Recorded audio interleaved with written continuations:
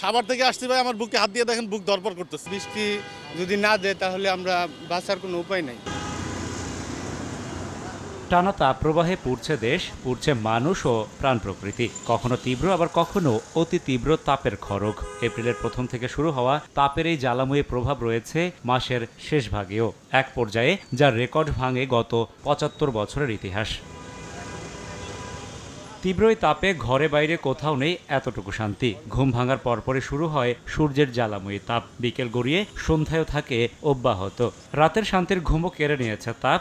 ভূপৃষ্ঠ শীতল হওয়ার আগেই ঘুম ভাঙে পাষাণ সূর্যের। দিনগুলো যে কেমন পার হচ্ছে এটা ভাষায় প্রকাশ করতে পারবো না। সাভার থেকে আসতে ভাই আমার বুকে হাত দিয়ে দেখেন বুক ধরপড় করতেছে। এরপরেও কারেন্ট থাকে না, পানি থাকে না, গ্যাস থাকে না। বৃষ্টি যদি না দেয় তাহলে আমরা বাঁচার কোনো উপায় নাই। তাপ সব শ্রেণীর মানুষকে ভোগান্তিতে ফেললেও এর প্রভাবে সবচেয়ে বেশি ভুক্তভোগী খেটে খাওয়া শ্রমজীবীরা। মধ্যবিত্ত শ্রেণীরও নাভিশ্বাস অবস্থা, টান পড়েছে আয় রোজগারে। রাইড শেয়ারে খুব কষ্ট হচ্ছে আমাদের, মোটামুটি জীবন চালাচ্ছি। গরমটা কারণটা কি? আমরা প্রকৃতিকে ধ্বংস করে দিছি, এখন প্রকৃতি আমাদের থেকে প্রতিশোধ নিচ্ছে। এসির ভিতরে যতক্ষণ থাকেন ততক্ষণ আরাম, এসিতে বাইরে কিন্তু আগুনে দৌড়ায়।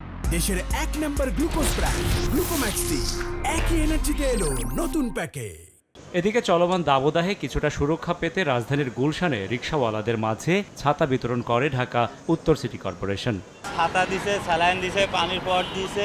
তো কষ্টটা কম হবে, ছাতা পাইছি, স্যালাইন পাইছি। ২-৩ তারিখ থেকে বৃষ্টিপাতের একটা প্রবণতা দেখা যাচ্ছে। যখনই বৃষ্টিপাতের প্রবণতা বাড়ে, বৃষ্টি হবে, তখন সেক্ষেত্রে তাপমাত্রাটা কমে আসবে। তাপের সঙ্গে লড়াইয়ে না নেমে আরও কিছুদিন সবাইকে নিরাপদে থাকার পরামর্শ বিশেষজ্ঞদের। একটা গাছ আর একটু ছায়া যে কতটা মূল্যবান তা এই চলমান খরতাপে হাড়ে হাড়ে টের পাচ্ছে মানুষ। কিন্তু প্রকৃতির এই প্রতিশোধ থেকে শিক্ষা নিচ্ছি তো আমরা, নাকি বৃষ্টি নামলেই সব কিছু ভুলে গিয়ে আবারও শুরু হবে প্রকৃতি উজাড়? রাশেদ বাপ্পি, সময় সংবাদ, ঢাকা।